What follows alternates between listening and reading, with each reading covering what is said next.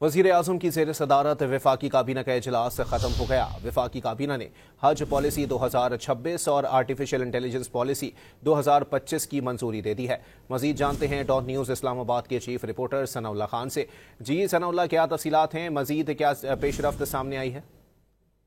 देखें, इस दफ़ा ये डेवलपमेंट है बड़ी कि हज पॉलिसी बहुत पहले पाकिस्तान ने ये तैयार कर लिया, मंजूर कर लिया। गुज़श्ता साल आपको पता है प्राइवेट सेक्टर के 60 से 70 हज़ार जो हाजी थे वो नहीं जा सके थे, और उन तमाम चीज़ों को मद्देनजर रखते और जो कमियां थी उनको दूर करने के हवाले से इस साल रजिस्ट्रेशन भी कराई है एडवांस में हुकूमत ने और वजारत हज ने, कि जो लोग जाना चाहते हैं हज पर वो रजिस्ट्रेशन कराएं। तो काफ़ी लोगों ने 2 लाख से ज्यादा रजिस्ट्रेशन हुई है। तो इस तमाम चीज़ों को मद्देनजर रखते हुए पॉलिसी की आज कैबिनेट ने मंजूरी दी है, और आज ही जो मजहबी अमूर के वजीर हैं वो इस पॉलिसी का ऐलान करेंगे। इसके अलावा आर्टिफिशियल इंटेलिजेंस पॉलिसी 2025 की मंजूरी दी है, जिसके तहत मुख्तलिफ सेंटर्स कायम किए जाएंगे और नौजवानों को इस शोबे में लाने के हवाले से जो है मुख्तलिफ प्रोग्राम तरतीब दिए जाएंगे।